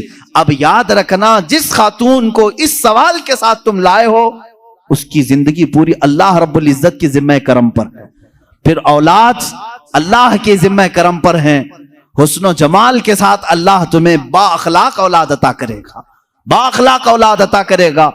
لیکن یہ طریقہ شادیوں کا اس طرح سے رکھو، اگر لوگوں کو یہ معلوم ہو جائے نا، آج تم نے رواج بنا لیا، لڑکیوں کو دیکھنے آنے سے پہلے سب سے پہلے لڑکے کی اماں یہی سوال کر رہی ہے، لڑکے کی بہن یہی سوال کر رہی ہے، قرآن کتنا پڑھا ہے، تجوید کتنا پڑھا ہے۔ 2-4 گھروں میں یہ ہونے لگ جائے تو دیکھو لڑکیوں کو سب سے پہلے اب قرآن پڑھانا شروع کر دیں، کیوں؟ سب کو معلوم ہے نہیں پڑھائیں گے شادی نہیں ہوگی. آج یہ ایمبرائڈری کیوں کرا رہی ہیں؟ اس لیے کہ سوال تم پہلے یہی کر رہے ہو. سلائی آتی ہے کہ نہیں؟ سب لڑکیاں سلائی کلاس میں کیوں جا رہی؟ دیکھنے والے آ کر کے یہی پوچھ رہے ہیں سلائی کتنی آتی، پکائی کتنی آتی. انڈونیشیا کا ماحول میں نے دیکھا. انڈونیشیا کے ہمارے بہت سارے دوست ہیں. سب سے زیادہ میرے خیال سے حج پہ آنے والے انڈونیشیا کے لوگ. کیوں جانتے ہیں؟ وہاں جو بھی لڑکی دیکھنے کے لیے جاتے ہیں یا لڑکے کو لڑکی والے دیکھنے آتے ہیں، پہلا سوال کرتے ہیں حج کیا ہے کہ نہیں. حج کیا ہے تو باپ اپنی بیٹی دیتا ہے، حاجی کو دے رہا ہوں. اور اسی طرح لڑکا بھی فخر کرتا ہے. میرے تقریباً 100 سے زیادہ انڈونیشی دوست، سب کی عورتیں حجن ہیں اور وہ خود حاجی ہیں. کہتے ہیں ہمارے یہاں شادی سے پہلے حج کرا دیتے ہیں، اس لیے کہ اسی بیس پر شادی ہوتی. یہ کتنے اچھی چیز ہے کہ دین کا سوال ہو رہا ہے، دین پوچھا جا رہا ہے. ہاں یہ تو تم نے لڑکیوں سے جا کر کے گھروں میں پوچھا کڑھائی آتی ہے، سلائی آتی ہے، پکائی آتی ہے. اور یہی سوال لڑکی کے گھر والے جب لڑکے کے پاس آتے ہیں کیا کرتے ہیں؟ کون سی آفس میں کام کر رہا ہے، پرماننٹ جاب ہے کہ پرائیویٹ جاب ہے، کیسی جاب ہے، یہ سب سوالات تو ہے ہی. لیکن دھیمے دھیمے پراپرٹی بھی پوچھتے ہیں کہاں کہاں ہے، کتنی جائیداد ہے. خود ڈائریکٹ نہ پوچھیں تو کسی سے پوچھوا لیں باپ کی کتنی جائیداد ہے. یہ سوالات ہیں. ان بیسس پر، ان بنیادوں پر جب شادیاں ہوں گی تو خرافات نہیں تو اور کیا ہوگا. اسلام کی جو مقدس شادیاں تھیں وہ کس بنیاد پر ہوتی تھی جانتے ہیں؟ ایک واقعہ میں سناتا ہوں تمہیں. شاہ کرمان بڑے بزرگ ہیں، بڑے صاحب کشف بزرگ کرمان کے، ان کے متعلق یہ روایت ہے. وہ مالدار بھی تھے، اپنے وطن کے سردار بھی تھے. ایک دن مسجد میں آئے، دیکھا ایک نوجوان ہے، سیدھا سادہ ہے، مسجد میں بیٹھا ہے، اعتکاف میں لگا ہے، نمازوں میں. رات کو دیکھا آپ نے آ کر کے قرآن پڑھ رہا ہے. اس کو آبزرو کرتے رہے. تیسرے دن آپ نے آ کر اس سے پوچھا کہ بیٹا تم کہاں سے آئے ہو، کہاں ہے تمہارا گھر؟ کہا بس یہ جھونپڑی ہے. ایک چھپر ڈال کر کے جھونپڑی رکھا تھا. کیا مقصد ہے؟ کہا اللہ کو راضی کرنا ہے، بس اللہ راضی ہو جائے، میں اس کے لیے دن رات محنت کر رہا ہوں. شاہ کرمان نے پوچھا تیرے گھر والے شادی وغیرہ؟ کہا نہیں، مجھے کون شادی کر کے دے گا، میں فقیر آدمی ہوں، میں نے سوچا بھی نہیں. شاہ کرمان کی بڑی حسین و جمیل بیٹی تھی.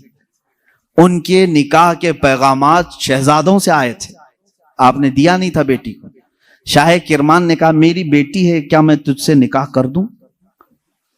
اس نے کہا آپ بڑا رسک اٹھا رہے ہو، میرے پاس کیا ہے، میں دن بھر تھوڑی محنت کرتا ہوں، تھوڑا کھانے پینے کا مل جائے اسی پر میں گزارا کرتا ہوں، باقی میں اللہ کے لیے وقت نکال لیتا ہوں، اتنا کماتا ہوں جتنا کھانے کے لیے ہو جاتا ہے بس. شاہ کرمان نے کہا میں راضی ہوں. اس نے کہا پھر سوچ لیں، آپ میرا گھر دیکھ لیں. کہا میں تجھے دیکھ لیا بس کافی. گھر کہاں ہے تیرا؟ وہ نہیں. اپنی بیٹی سے جا کر کے کہا ایک حسین شہزادہ میں نے تیرے لیے ڈھونڈ لیا. بیٹی بھی ایسی نہیں کہ چنچل ہو، حسن کی پری ہو تو ناٹک اور نخرے آ جائیں نہ. شاہ کرمان کی بیٹی تھی. کہا بابا جان آپ نے جو فیصلہ کیا وہ بالکل صحیح ہو. کہاں گھر ہے؟ کہا جھوپڑی میں ہے ایک، بس جو پھڑ لگا کر کے درختوں کے ایک جھوپڑی بنایا ہوا. یہ شاہ کرمان کی بیٹی، وقت کے فرما روا وہاں کے سردار اور حاکم کی بیٹی تیار ہے. آپ نے ضرور اس نوجوان میں کوئی تقوی دیکھا ہوگا. کہا ہاں. مغرب میں آئے، مسجد میں نکاح ہو گیا. مسجد میں نکاح ہو گیا اور دولہے سے کہا آجا اپنے گھر، ہمارے گھر کھانا کھا لے، اور اپنی دلہن کو لے کر اپنے گھر چلا. نہایت سادگی سے شادی ہوئی. دولہے کی طرف سے کوئی نہیں، مسجد کے جو نمازی تھے وہی آئے. دلہن کے گھر پہنچے، شاہ کرمان کی بیٹی کے ہاں دعوت ہوئی. رات کو دلہن کو لے کر یہ آئے جھونپڑی میں. جھونپڑی میں صرف ایک بسترا لگا تھا، پردے کا دروازہ تھا، پردہ گرایا اور ایک سراہی پانی کی رکھی ہوئی ہے جس میں مٹکا جس کو کہیں آپ، اس پر ایک آدھی روٹی رکھی ہوئی ہے سوکھی. خاتون آئی سب سے پہلے، پوری جھونپڑی کو دیکھتی رہی. اور اس کے بعد پوچھی یہ روٹی کس چیز کی ہے؟ کہا آج کمائی کے لیے نہیں گیا، آج شادی تھی تو آج آدھی روٹی کھایا ہوں، کل کے لیے اس کو رکھا ہوں، آدھی روٹی بچا کر کل کے لیے رکھا ہوں۔ وہ رونے لگی خاتون، کہتی مجھے لگتا ہے میرے باپ نے غلط فیصلہ کیا، میں نے تیری بڑی تعریف سنی تھی۔ وہ نوجوان کہتا ہے مجھے معلوم تھا بڑے گھر کی عورتیں ہمارے ساتھ کیسے رہ سکتی ہیں، تم بڑے باپ کی بیٹی ہو۔ وہ شہزادی کہنے لگی نہ، بڑے باپ کی بیٹی بڑے گھر کی تمنا نہیں کر رہی ہے، مجھے میرے باپ نے قناعت اور توکل سکھایا ہے اللہ کی ذات پر۔ مجھے اس بات کا احساس ہو رہا ہے کہ میرا نکاح میرے باپ نے اس شوہر کے ساتھ کیا جو آج کھا کر کے کل کے لیے بچا رہا ہے۔ کیا تیرا اتنا یقین نہیں جو آج آدھی روٹی دے سکتا ہے وہ کل بھی تیرا رزق دے گا؟ توکل تیرا کیوں نہیں اللہ کی ذات پر کہ آج جو تجھے کھلایا وہ کل بھی کھلائے گا؟ تو نے بچا کر کے اس طرح رکھا تو مجھے احساس ہوا۔ میرے عزیزو، یہ ہے وہ اسلامی شادیاں، نوجوان اتنا پرہیزگار کہ آئی ہوئی خاتون اس سے بڑی پرہیزگار، اس سے بڑی متوکلہ، اللہ کی ذات پر یقین رکھنے والی۔ یہاں ساری چیزیں میں نے اس لیے سنائے نوجوانوں، زندگی صرف ہنسی خوشی کھیل کود پکنک سیر سپاٹے کے نام نہیں، ایک دوسرے کی زندگیوں میں اتر جانے کا نام ہے، ایک بہت ہی اعتماد کے رشتے کا نام ہے، دونوں کے درمیان اتنا اعتماد ہو، اتنا بھروسہ ہو۔ اب شوہر اور بیوی کا بھروسہ، ایک اور بات میں بتاؤں، بیویاں بھی سن رہی ہوں گی، عورتیں بھی، جو عورت اپنے مرد سے محبت کرتی ہے اور جو مرد اپنی عورت سے محبت کرتا، صرف محبت کرنے والوں کے لیے پیغام ہے، کیا تم یہ چاہتے ہو کہ تمہاری بیوی ہمیشہ تمہارے ساتھ رہے؟ یہاں ہو سکتا ہے آپ ڈر کر کے بولیں یا خوشی سے بولیں، کچھ بھی بولو آپ، لیکن جو محبت کرنے والا وہ کہے گا ہاں مجھے تو رہنا ہے۔ باقی جس کے لیے آفت ہے وہ تو کچھ بھی بولے گا۔ عورتیں جو محبت کرنے والی ہیں، میں یہ کہوں گا کیا تم چاہتی ہو کہ تمہارا شوہر بھی ہمیشہ تم سے محبت کرے اور تم ہمیشہ اس کے ساتھ رہنا چاہتی ہو؟ تو میرے عزیزو، بزرگوں نے لکھا ہے وہ کتنے بیوقوف ہیں وہ لوگ جو آپس میں ایک دوسرے سے محبت کرتے ہیں۔ دنیا میں ہر عورت چاہتی ہے کہ میرا شوہر چھوڑ کے کہیں نہ جائے، مرد یہ چاہتا ہے کہ میری عورت میرے علاوہ کسی اور کو نہ دیکھے۔ ان دونوں کے لیے یہ چاہیے کہ کل قیامت کے دن جب فیصلہ ہو جائے، میرے آقا صلی اللہ علیہ وسلم نے فرمایا اگر دونوں کی نیکیاں آ گئیں، پاس ہو گئے، تو جنت میں بھی اللہ تعالیٰ انہیں ساتھ رکھے گا، اور اگر اس میں سے ایک بے نمازی تھا تو مرد دوزخ میں جا رہا ہوگا، عورت جنت میں جا رہی ہوگی۔ عورت بے نمازی تھی، مرد نمازی تھا، مرد جنت میں جا رہا ہوگا، عورت دوزخ میں جا رہی ہوگی۔ میں یہ سمجھتا ہوں محبت کرنے کا ایک تقاضا یہ ہونی چاہیے کہ جب دنیا میں ہم ایک دوسرے کو چھوڑ کر رہنا پسند نہیں کرتے تو ایک دوسرے کو نیکیوں کی اتنی تلقین کرو کہ کل قیامت کے دن بھی نام پکارا جائے تو ہمارا دونوں کا نام جنت میں جانے والوں میں ہو، میں بھی اس کے ساتھ ہوں، وہ میرے ساتھ ہو۔ یہ محبت ہے۔ عورت کو چاہیے کہ اپنے مرد کو نمازوں کی تلقین کرے، مرد کو چاہیے کہ اپنی عورت کو نمازوں کی تلقین کرے۔ یہ ہے اسلامی زندگی جس میں آپ خوشیوں کی اور بہت ساری مسرتوں کی بہاریں دیکھیں گے۔ اللہ کے نبی صلی اللہ تعالیٰ علیہ وسلم کی آئلی زندگی اور آپ کی ازدواجی زندگی پر مجھے آج گفتگو کرنی تھی۔ جو کچھ بھی میں نے کہا ہے میرے عزیزوں، یہ نمونہ عمل ہے ہمارے لیے۔ زندگیوں میں امتحان ہوتے ہیں، لیکن کڑا امتحان جوانی کا ہے۔ بڑھاپے میں بہت سارے لوگ شریف ہو جاتے ہیں، اللہ تعالیٰ انہیں واپس سیدھے راستے پر لے آتا ہے، یہ فضل و کرم ہے اس کا۔ لیکن جوانی جتنے لوگوں کے پاس آئی ہے یہ کڑا امتحان گزار رہے ہو۔ اسی زندگی میں بہت ساری نئی چیزیں تمہارے ہاں آتی ہیں جو نہ بچپنے میں ہوتی ہیں نہ بڑھاپے میں ہوتی ہیں۔ یہ جو درمیانی زندگی ہے یہ بہت سخت ترین امتحانات کی زندگی ہے۔ اور جب میں آپ سے یہ کہہ رہا ہوں کہ ہر انسان امتحان سے گزرتا ہے تو اللہ کے نبیوں کا امتحان سب سے اعلیٰ ہوتا ہے۔ وہ اتنی ہی مشقتوں اور محنتوں اور مصیبتوں سے گزارے جاتے ہیں۔ آج مجھے عرض کرنا ہے، رسول کریم صلی اللہ تعالی علیہ وسلم کی میلاد مصطفیٰ کی مناسبت سے جو محافل ہم نے منعقد کی ہیں، اللہ کے نبی صلی اللہ تعالی علیہ وسلم کن کن امتحانات میں اتارے گئے، حضور پاک صلی اللہ تعالی علیہ وسلم کون کون سے امتحانات سے گزارے گئے، اور ہر امتحان میں آپ ثابت قدم رہے۔ امتحان سے مراد صرف جہاد کے میدان آپ لے لیں تو یہ الگ مسئلہ ہے، لیکن پرسنل جو زندگی گزارنے کے ایام ہوتے ہیں، یہ ہر دن ایک امتحان ہے۔ ایک بار حضرت ام سلیم رضی اللہ تعالیٰ عنہ فرماتی ہیں، میں قریب سے گزر رہی تھی، حضور صلی اللہ علیہ وسلم کے جسم سے گرمی کی تپش مجھے دور سے محسوس ہو رہی تھی، اتنا گرم بدن تھا کہ میں کافی دور سے آپ کے بدن کے گرمی کی حرارت محسوس کر رہی تھی۔ تو حضرت ام سلیم کہتی ہے، میں نے عرض کیا یا رسول اللہ صلی اللہ علیہ وسلم، آپ کو تو شدت کا بخار ہے۔ اللہ کے حبیب صلی اللہ علیہ وسلم نے ارشاد فرمایا، ہاں ام سلیم، اللہ کے نبیوں کو جو بھی مصیبت دی جاتی ہے وہ سخت ترین ہوتی ہے، جس چیز سے بھی آزمایا جاتا ہے وہ سب سے ہائی درجے کا ہوتا ہے۔ اگر نبیوں کو بخار بھی آئے تو عام انسانوں جیسا نہیں، بہت شدت کا بخار آتا ہے۔ اگر نبیوں کو زندگی میں کوئی بھی چیز آزمائش کے طور پر دی گئی ہے تو وہ ہلکی پھلکی نہیں، بہت سخت ترین ہوتی ہے۔ اب اللہ کے نبی صلی اللہ تعالی علیہ وسلم کی زندگی پاک کو رب نے قرآن میں ہمارے لیے آئیڈیل بنایا، لَقَدْ كَانَ لَكُمْ فِي رَسُولِ اللَّهِ أُسْوَةٌ حَسَنَةٌ، تمہارے لیے اللہ کے رسول کی زندگی میں بہترین نمونہ ہے اپنی زندگی گزارنے کے لیے۔ اگر اپنی زندگی کسی کی زندگی دیکھ کر گزارنا چاہتے ہو تو سب سے بہترین زندگی مصطفیٰ کریم کی ہے صلی اللہ تعالی علیہ وسلم، کیونکہ میں آتا ہوں آج اللہ کے حبیب صلی اللہ تعالی علیہ وسلم کی ازدواجی زندگی۔ ازدواجی زندگی کا مطلب ہوتا ہے شادی شدہ زندگی۔ یہ پوری زندگی کا کڑا امتحان اسی زندگی میں ہوتا ہے۔ جب تک آپ بیچلر ہیں، جوانی پھر بھی محفوظ ہے، یعنی آپ اپنے ہاتھوں میں اپنی زندگی کی باغ ڈور لے کر چل رہے ہیں، لیکن جب کسی کے ساتھ تمہارا عقد ہو جائے تو ایک اور نفس کو تمہارے ساتھ باندھ دیا جاتا ہے۔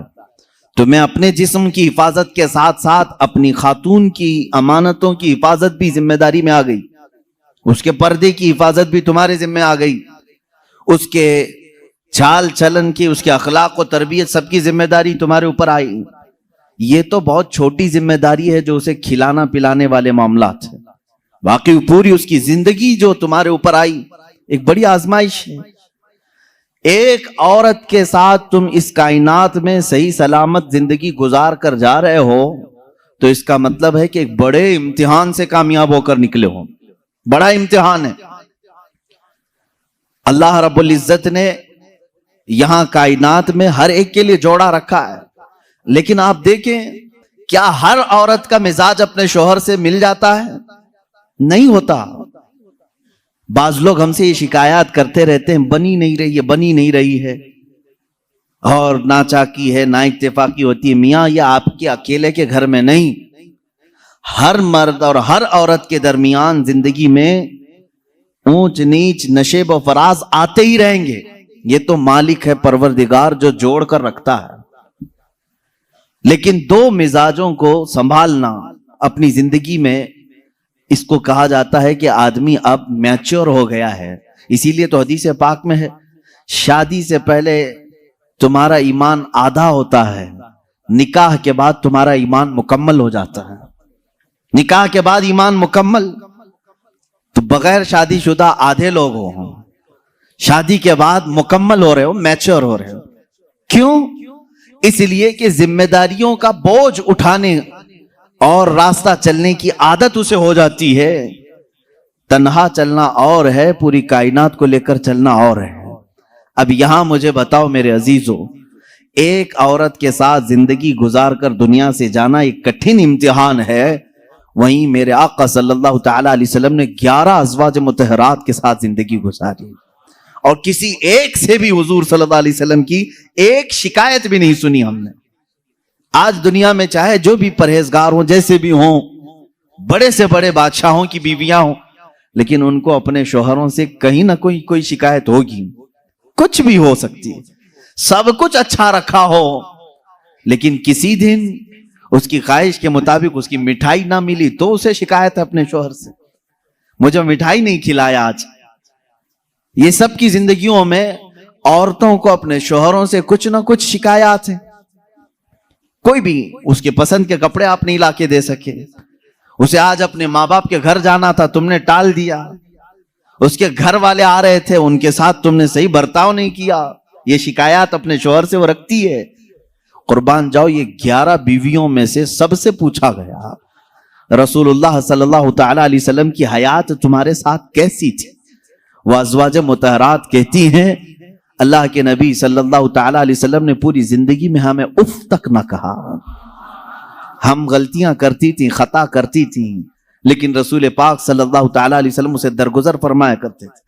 میرے عزیزو، اس کا مطلب ہے حضور صلی اللہ تعالی علیہ وسلم کو ازدواجی زندگی میں بھی آزمایا گیا تو بڑے امتحانوں سے. یہاں ہم ایک بیوی کے ساتھ امتحان میں آئے ہیں، رسول پاک صلی اللہ تعالی علیہ وسلم نے 11 ازواج مطہرات کے ساتھ عدل و انصاف کا پرچم بلند کیا ہے. کوئی ایک بیوی بھی شکایت نہیں کر سکتی. حضور پاک صلی اللہ تعالی علیہ وسلم خود اپنی حدیث میں ارشاد فرماتے ہیں خیرکم خیرکم لأہلہ، تم میں سب سے بہتر آدمی وہ ہے جو اپنے گھر والوں کے پاس اچھا ہو، اپنے اہل و عیال کے پاس اچھا ہو، وہ سب سے اچھا آدمی ہے. ہاں، باہر بہت نیک بنتا ہے، اندر جا کر کے ساری شرافت ختم ہو جاتی ہے. ایسے بہت سارے لوگ ہیں، باہر ان کو دیکھا جائے تو ان کے ہاتھ میں تسبیح مسلح سب کچھ ہے، عورتوں کے ساتھ بدتمیزی اور برا سلوک بھی ہے.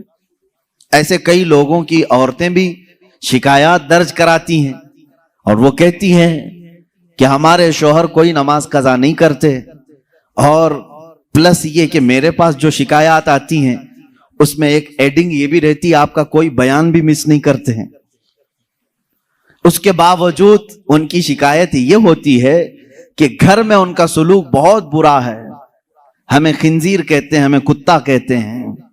شوہروں کے متعلق عورتوں کی شکایات ہیں میرے سے، میں پرٹیکولر کسی ایک کو ٹارگٹ نہیں کر رہا. جس کی زندگی میں یہ معاملات ہیں وہ توبہ کر لے، اس لیے کہ میرے آقا صلی اللہ علیہ وسلم نے فرمایا عورت تو عورت ہے. جانور کے ساتھ بھی اگر تم نے برا سلوک کیا تو قیامت کے دن اس جانور کو بھی بدلہ دلایا جائے گا. وہ جانور اپنے سینگ نکال کر تمہیں مارے گا، قیامت کے دن وہ اپنا بدلہ لے گا. اس کے چہرے پر اگر کسی نے مارا ہے ناحق، بغیر ایذا دینے والے جانور کو تم نے مارا ہے تو اس کا بدلہ قیامت کے دن دلایا جائے گا. عورت تو عورت ہے، اور اللہ تعالیٰ نے تمہارے ذمے میں دیا ہے یہ کہہ کر کے نہیں کہ لو اس سے جتنا چاہے کام لے لو، بلکہ اس صنف نازک کو اللہ نے تمہاری تربیت میں عطا کیا ہے. یوں ہی سمجھو کہ اگر تمہارے پاس کوئی نرم و نازک چیز سرپرستی اور نگرانی کے لیے دے دی جائے تو اس کی کیسی حفاظت کرتے، اسی طرح سے تمہیں حفاظت کرنے کا حکم ہے. اب اور ایک بات، حضور پاک صلی اللہ تعالی علیہ وسلم کی جو ازدواجی زندگی ہے، آئلی زندگی اس کو کہیں، حضور صلی اللہ تعالی علیہ وسلم کی جو شادی شدہ زندگی ہے، اس کے معاملات ایسے ہیں کہ ساری بیویاں ایسے حضور کے پاس نہیں آ گئی تھیں کہ وہ پہلے سے بہت ہی اعلیٰ قسم کی اخلاق و کردار اور سارے تمام تر صفات لے کر نہیں، بلکہ محدثین فرماتے ہیں حضور پاک صلی اللہ تعالی علیہ وسلم کی صحبت نے انہیں کامل بنایا ہے. یہاں سے ایک بات پتہ چلتی ہے کہ تم پہلے سے حور ڈھونڈ رہے ہو، پہلے سے ایسی ہو کہ اس کے اندر یہ کوالٹی ہونی چاہیے. اللہ کے رسول صلی اللہ تعالی علیہ وسلم نے نکاح کر کے انہیں کامل بنایا ہے. عورتوں کی اخلاق، عورتوں کی جو عادات ہوتی ہیں وہ سب میں ہوتی ہیں. ازواج مطہرات جو حضور کے نکاح میں آئیں، عورتوں والی صفات ان کے اندر بھی تھیں، ان کے اندر بھی تھیں. جیسے کہ حضرت عائشہ صدیقہ رضی اللہ تعالیٰ عنہ کے متعلق کئی حدیثوں میں ملتا ہے، چھوٹی عمر کی تھیں، حضور پاک صلی اللہ تعالی علیہ وسلم نے ہر مقام پر ان کی تربیت کی اور انہیں ایک مہ کامل بنایا، بلکہ امت کے کئی صحابہ کا استاد انہیں بنایا۔ حضرت عائشہ صدیقہ نے اتنی حدیثیں میرے آقا سے روایت کی کہ ہماری آدھی شریعت ان کی روایت کی ہوئی حدیثوں سے چل رہی ہے۔ لیکن وہ نکاح میں جب آئی تھیں، کئی مرتبہ کے معاملات ہیں، حضور پاک صلی اللہ تعالی علیہ وسلم کے ساتھ ان کے کیسے معاملات تھے، اپنی بیویوں کے ساتھ حضور کا سلوک کیسا تھا۔ وہ کائنات کے آقا و مولا ہیں، لیکن اپنی عورتوں کے لیے حضور شوہر ہی تھے۔ شوہر، جس طرح ایک عورت کو اپنے شوہر کے ساتھ بات کرنے کی اجازت ہے، کھیلنے کی اجازت ہے، لطف اٹھانے کی اجازت ہے، حضور پاک صلی اللہ تعالی علیہ وسلم کی ہر بیوی کو یہ اختیار حاصل تھا۔ اللہ کے نبی صلی اللہ تعالی علیہ وسلم اپنے گھر جاتے تو اسی انداز سے رہتے جیسے ایک شوہر محبت کرنے والا اپنی بیوی کے ساتھ رہتا ہے۔ یعنی تمہارا منصب، تمہارا عہدہ، اللہ تعالیٰ نے حضور کو جو منصب عطا کیا وہ کسی کو نہیں ملا، لیکن رسول کریم صلی اللہ علیہ وسلم نے اپنی بیویوں کے ساتھ شوہر والا سلوک فرمایا۔ یہ کہنے کا مطلب کیا ہے میرے عزیزو؟ ہو سکتا ہے تم کمپنی کے سیٹ ہو، تمہارے ہاتھ کے نیچے 100 ملازم کام کر رہے ہوں، لیکن گھر میں جاؤ تو سیٹ نہیں، شوہر ہی بن کے جاؤ۔ ہو سکتا ہو تم استاد ہو باہر، تم ٹیچر ہو، تمہارے سینکڑوں کی تعداد میں شاگرد ہوں، گھر جا کر کے بھی ٹیچر ہی نہ بنو، گھر جا کر کے بھی پروفیسر ہی نہ بنو، بلکہ گھر میں تم اپنی بیوی کے ساتھ تم شوہر ہی ہو، تم کمپنی کے سیٹ باہر، تم استاد باہر، لیکن خاتون کے ساتھ شوہر والے سلوک میں یہ ہونا چاہیے، کبھی عورت تمہارے ساتھ مذاق کر لے تو اس طرح بگڑنے کی ضرورت نہیں کہ بعض لوگوں کے متعلق یہ سنا ہے، وہ کہتے ہیں باہر 200 لوگ میرے ہاتھ کے نیچے کام کرتے ہیں، تو کیسی عورت ہے، تجھے بات کرنے کی تمیز نہیں، باہر جانتی ہو میرے کتنی عزت ہوتی، باہر جانتی ہو لوگ مجھ سے ٹائم لیتے ہیں بات کرنے کا، اور تو میرے ساتھ تو تڑاک کرتی ہے۔ میرے عزیزو، اللہ تعالیٰ نے اسے تمہارا ہمراز بنایا ہے، شریک حیات بنایا ہے، لائف پارٹنر ہے، اس کو اتنا اختیار دیا کرو جتنا تم اس کے ساتھ اختیار رکھتے ہو۔ یہ میرے آقا صلی اللہ علیہ وسلم کی زندگی پاک، گھریلو حالات کی خوشگوار زندگی حضور کی میں بتاؤں۔ ماں عائشہ صدیقہ رضی اللہ تعالیٰ عنہا ایک کنواری عورت ہیں، باقی حضور صلی اللہ علیہ وسلم کی ساری ازواج مطہرات جتنی بھی آئیں یا تو بیوہ تھیں یا مطلقہ تھیں۔ حضرت خدیجہ رضی اللہ تعالیٰ عنہا سب سے پہلے نکاح میں آئی حضور صلی اللہ علیہ وسلم کی۔ حضرت خدیجہ بنت خویلد مکہ کی مشہور خاتون تھی، آپ کے اخلاق کی وجہ سے پورے مکہ والے آپ کو طاہرہ کہتے تھے، آپ کا لقب طاہرہ تھا۔ آپ کا نکاح پہلے ابو حالہ نام کے ایک شخص سے ہوا، ان کے انتقال کے بعد عتیق نامی ایک دوسرے شخص سے ہوا، پھر اس کے انتقال کے بعد 2 شادیاں آلریڈی ہو چکی تھی آپ کی، پھر آپ کی عمر 40 سال کی ہوئی۔ رسول کریم صلی اللہ تعالی علیہ وسلم نے اپنی زندگی پاک میں پہلا نکاح اپنی 25 سالہ عمر میں 40 سال کی بیوہ خاتون سے نکاح فرما رہے ہیں۔ حضور پاک صلی اللہ تعالی علیہ وسلم کا یہ نکاح بڑی سادگی سے ہوا، اور حضور اکرم صلی اللہ تعالی علیہ وسلم پر سب سے پہلے ایمان لانے والی بھی آپ کی شریک حیات خدیجہ رضی اللہ تعالی عنہا ہی ہیں، وہ ام المومنین سب سے پہلے ایمان لانے والیوں میں سے۔ حضور صلی اللہ تعالی علیہ وسلم کی ہر مقام پر وہ سپورٹر رہی ہیں، آپ کی حمایت کے لیے کھڑی رہی۔ حضور اکرم صلی اللہ تعالی علیہ وسلم ان کا دل رکھنے کے لیے ہر ان کی خوشی کا خیال فرمایا کرتے تھے، ان کی خوشیوں کا خیال فرمایا کرتے، اور سیم یہی حضرت خدیجہ کی۔ میں کہتا ہوں شادی سے پہلے ہر نوجوان کو چاہیے کہ میرے آقا صلی اللہ علیہ وسلم کی ازدواجی زندگی کو بھی پڑھے۔ یہ نہیں کہ تم مرد ہو تو ساری خدمات تمہارے لیے ہونی چاہیے اور تم عورت کے لیے کچھ نہ کرو، جیسے کہ بعض لوگ جب بھی عورتوں میں خطاب کرتے ہیں، بیان کرتے ہیں، تو سب سے پہلے عورتوں کو یہی بتایا جاتا ہے مرد دن بھر تھکان سے چور چور گھر میں آئے تو تم اس کو مسکرا کر کے استقبال کرو، یہ عورت کے اوپر فرض ہے، تم اس کو مسکرا کر استقبال کرو، اس کی تھکان چلی جائے تمہیں ایک صدقے کا ثواب ہے۔ میرے عزیزو، یہ گاڑی کا پہیہ ایک ٹائر سے نہیں چلتا، تم ساری مسکراہٹ صرف عورت ہی کے اوپر تھوپو گے، یہاں پر تمہیں یہ بھی کہنا ہوگا، ہو سکتا ہے کبھی دن بھر کی تھکان عورت کو بھی ہو جو صبح سے شام تک کام کر رہی ہو، تم آ کر کے اسے بھی مسکرا کر کے کہو دن بھر آج تمہیں زیادہ تھکان ہوئی ہوگی۔ ہمیشہ میاں یہ کیوں چاہتے ہیں کہ میری تھکان وہ پوچھے؟ نہ، بلکہ آپ خاتون کی بھی مزاج پرسی کریں، یہ دونوں ٹائر ہیں، دونوں کا بیلنس برقرار ہو۔ میں ابھی بتاتا ہوں، حضور پاک صلی اللہ تعالی علیہ وسلم ہمیشہ یہ فرماتے، اگر اپنی ازواج مطہرات میں سے کوئی ناراض ہو تو حضور انہیں مناتے۔ آپ سوچ رہے ہوں گے کیا دنیا میں کوئی ایسا بھی ہے جس کو حضور سے ناراض ہونے کا حق ہے؟ حضور سے ناراض ہونے کا حق ہے؟ ہاں، صرف بیویوں کو حق تھا جو عام زندگیوں میں ہوتا ہے، لیکن اس ناراضگی کا مطلب رسول سے ناراضگی نہیں، شوہر سے کسی معاملے میں ہو۔ حضور پاک صلی اللہ تعالی علیہ وسلم خود فرماتے ہیں حضرت عائشہ سے، اے عائش، جب تو مجھ سے ناراض ہوتی ہے تو مجھے پتہ چل جاتا ہے۔ حضرت عائشہ پوچھتی ہیں آپ کیسے جانتے ہیں میں ناراض ہوں کہ خوش ہوں؟ حضور فرماتے ہیں جب تو خوشی میں رہتی ہے قسم کھاتی ہے تو یوں کہتی ہے رب محمد کی قسم، اور جب ناراض رہتی ہے تو کہتی ہے رب ابراہیم کی قسم۔ یہ حضرت عائشہ کی عادت تھی، جب گھر میں کچھ باتیں اس طرح سے ہو جائیں تو کہتی ابراہیم کے رب کی قسم میں نے ایسا نہیں کیا۔ حضور فرماتے ہیں جب جب تو ابراہیم کے رب کی قسم کھاتی ہے مجھے لگتا ہے تو ناراض ہے۔ حضور مناتے ہیں، یہ نہیں کہ کائنات کے آقا و مولا سے تجھے روٹنے کا حق کیا ہے۔ حضور پاک صلی اللہ علیہ وسلم نے اپنے گھر میں ایک شوہر والی زندگی بھی گزار کر کے دکھایا ہے۔ ایک مرتبہ حضرت عائشہ صدیقہ رضی اللہ تعالیٰ عنہ گھر میں حضرت زینب، ایک دوسری زوجہ ہیں حضور کی، حضرت زینب بنت جہش رضی اللہ تعالیٰ عنہ آئیں۔ حضرت عائشہ میدے کا شیرہ بنا رہی تھی، آٹے کا ستو جس طرح سے ہوتا ہے میٹھا کچھ بنا رہی تھی۔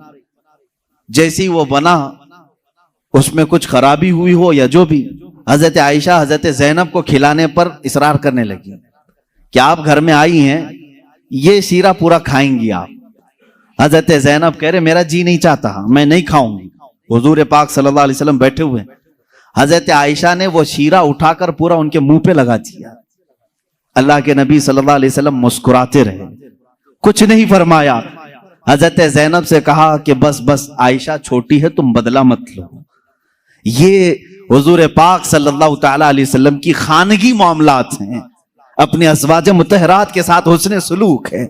انہیں آپس میں مذاق کرنے کا اختیار تک میرے آقا نے دے رکھا تھا۔ یہ نہیں کہ اتنا ٹائٹ کرو کہ ہنسنا بھی مشکل ہو جائے، اتنا تم ان کے اوپر سوار ہو جاؤ کہ بات کرنا بھی مشکل ہو جائے، نہیں۔ رسول پاک صلی اللہ تعالی علیہ وسلم نے اپنی ازواج مطہرات کو ایک خوشحال زندگی گزارنے کے گھر عنایت فرمائے تھے۔ آپ اندازہ کر سکتے ہیں ہر بیوی کے لیے الگ مکان، ہر زوجہ کے لیے الگ مکان۔ حضور پاک صلی اللہ تعالی علیہ وسلم کی عادت مبارکہ تھی، ہر خاتون کے پاس باری باری تشریف لے جاتے ہیں، سب کے پاس برابر کا برابر وقت دیتے۔ حضرت عائشہ رضی اللہ تعالیٰ نے اس میں سب سے چھوٹی عمر کے لحاظ سے۔ میں یہی کہہ رہا ہوں کہ عورت کو تربیت دے کر کامل بنانا یہ اخلاق رسول ہے۔ حضور صلی اللہ تعالیٰ علیہ وسلم کی سنت پر عمل کرنا چاہتے ہو نوجوانوں، پہلے سے یہ سمجھ کر کے چلو، میرے گھر میں جن کی شادیاں نہیں ہوئی ان کے لیے کہہ رہا ہوں، جن کی ہو چکی ان کے لیے بھی پہلے سے ذہن میں یہ بات فٹ کر لو، میں اگر شادی کرنے جا رہا ہوں تو میرے گھر کوئی ایسی خاتون آنے والی ہے جس کو ہو سکتا ہے بات کرنے میں پورا سیکھی ہوئی نہ ہو، کھانے پکانے کے ماہر نہ ہو سکتا ہے وہ خاندانی معاملات کو نہ سمجھے، مجھے ہر ایک چیز کو اسے سکھانا ہوگا۔ تم اگر پہلے سے یہ سب چیزیں ذہن میں رکھو گے تو جھگڑے اور نا اتفاقی کی بات نہیں آئی۔ تم پہلے سے ایکسپیکٹیشن یہ رکھ کر کے بیٹھے ہو کہ یہ 7ویں آسمان سے سیکھ کر کے آئی ہوئی ہے گھر میں، کبھی کچھ بات چیت ہو گئی تو سیدھے جھٹ سے یہی کہا کیا تمہارے اماں باپ نے یہی سکھایا تھا؟ یہی بات۔ اور ساس بھی اپنے بہو سے یہی کہتی ہے روٹی نہیں بنے، اماں کیا سکھائی تیری تجھ کو، اب تک کیا کرتی رہی؟ میرے عزیزو، رسول پاک صلی اللہ تعالی علیہ وسلم کے پاس حضرت عائشہ جب آئیں 9 سال کی عمر میں تھی، ان کی سہیلیاں کہتی ہیں آٹا گوندتے گوندتے وہ سو جاتی تھی، اسی میں سو جاتی تھی، رات ہو جاتی تھی۔ حضور پاک صلی اللہ تعالی علیہ وسلم نے ایک دن بھی سختی نہیں فرمائی کہ عائشہ آٹا گونتے گونتے سو گئی، آٹے میں ہی ہاتھ رہ گئے۔ حضور اکرم صلی اللہ تعالی علیہ وسلم نے انہیں مہ کامل بنایا۔ یہ اللہ کے رسول صلی اللہ علیہ وسلم کے اخلاق کریمہ ہیں۔ عورتوں کو تم جس قدر اچھی تربیت دو گے، تمہاری محبت اتنی ہی ان کے دلوں میں ہوگی اور اتنی ہی عظمت بھی بڑھے گی، اتنی عظمت بڑھے گی، اور رسول پاک صلی اللہ تعالی علیہ وسلم کی اس عظیم سنت پر بھی عمل ہوگا۔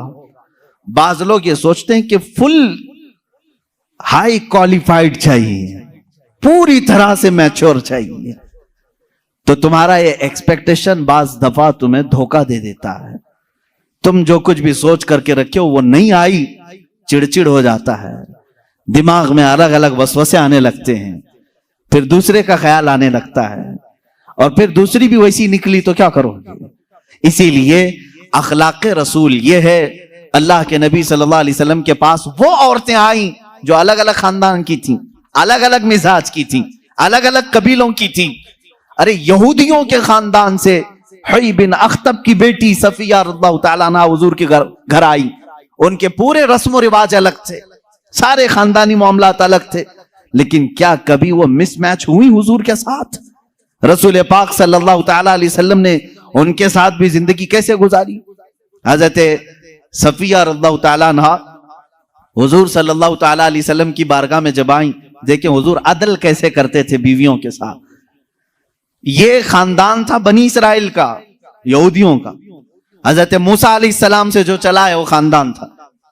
موسیٰ علیہ السلام کی اولاد وہ مدینہ طیبہ میں تھی، انہی کی خاندان سے حضرت صفیہ آئی تھی۔ جب شادی ہوئی تو عورتوں میں آپس میں باتیں ہوتی رہتی ہیں، سوتنوں کے معاملات رہے۔ حضور کی ایک زوجہ حضرت عائشہ ہیں جن کے باپ صدیق اکبر ہیں، ایک زوجہ حضور کی حضرت حفصہ ہیں جن کے والد عمر ابن خطاب ہیں رضی اللہ تعالیٰ عنہ، ایک حضرت ابو بکر کی بیٹی حضور کے نکاح میں ہے، ایک حضرت عمر کی بیٹی حضور کے نکاح میں۔ یہ دونوں ملتی تھیں تو بڑی لمبی باتیں بھی ہوتی تھیں، خاندان ایک تھا۔ ان کے بیچ میں حضرت صفیہ آ گئی، الگ خاندان کی، یہودی خاندان سے آئی تھی لیکن حضور کے نکاح میں آئی تھی۔ حضرت صفیہ کو دونوں چھیڑنے لگی، کیا کہہ کر کے؟ کہا کہ صفیہ ہوئی بن اخطب ہے نا تیرا باپ، یعنی یہودیوں کے ایک قبیلے کا سردار ہے۔ حضرت عائشہ کہتی ہے میرے باپ تو صدیق اکبر ہیں، حضرت حفصہ کہتی ہے میرے باپ تو عمر ابن خطاب ہیں، جن کی نیکیاں حضور نے اس طرح فضیلتیں بیان فرمائی۔ حضرت صفیہ کے دل میں تھوڑا سا وہ لگا کہ یہ دونوں اپنے اپنے باپ پر فخر کر رہی۔ حضور پاک کے حجرے میں آئیں، غمگین تھی۔ اللہ کے نبی صلی اللہ علیہ وسلم نے پوچھا صفیہ کیا معاملہ ہے؟ کہا عائشہ بھی اور حفصہ بھی تانا مار رہی ہیں۔ کیا کہا انہوں نے؟ عائشہ کہتی ہے میرے باپ ابو بکر ہیں، حفصہ کہتی ہے میرے باپ عمر ہیں، تیرے باپ تو یہودی خاندان کا سردار ہے۔ حضور نے فرمایا جاؤ اب جواب دو عائشہ کو بھی اور حفصہ کو بھی۔ حضور سکھا رہے حضرت صفیہ کو۔ کہا کیا جواب دوں؟ کہا جا کے کہنا میرے باپ موسیٰ علیہ السلام ہیں، میرے چاچا ہارون علیہ السلام ہیں، اور میرے شوہر محمد رسول اللہ ہیں۔ وہ آئیں فخر کے ساتھ کہا میں اس خاندان سے ہوں کہ میرے آبا و اجداد میں میرے باپ موسیٰ علیہ السلام ہیں، نبی ہیں، اور میرے چاچا ہارون علیہ السلام ہیں، اور میرے شوہر کا تو کیا کہنا سید الانبیاء ہے۔ حضرت عائشہ اور حضرت حفصہ نے کہا ضرور یہ رسول پاک نے تجھے سکھایا ہوگا، یہ بات تجھے حضور نے بتائی ہوگی۔ یہ گھریلو زندگی تھی میرے آقا صلی اللہ تعالی علیہ وسلم کی۔ کبھی ان عورتوں کے درمیان اگر کچھ باتیں آ جائیں، حضور پاک اس طرح سے اسے نکالتے جیسے میدے میں سے آٹے کو نکال دیا جائے۔ کبھی تکرار نہیں ہو سکی، کبھی جھگڑے کی نوبت نہیں آئی۔ دو بیویوں والا جانتا ہے کہ اسے سنبھالنا کتنا مشکل ہوتا ہے۔ ہاں ایک عظیم جنگ میں وہ اترا ہوتا ہے، ایک طرف انڈیا ایک طرف پاکستان، بیچ میں بارڈر میں وہ کھڑا رہتا ہے، ایک ہاتھ اس کے پاس ایک ہاتھ اس کے پاس، پتہ نہیں کون سا ٹوٹے کون سا بچے۔ لیکن اللہ کے نبی صلی اللہ تعالی علیہ وسلم 11 ازواج مطہرات کے ساتھ رہے اور سب کو برابر انصاف کے ساتھ رکھا۔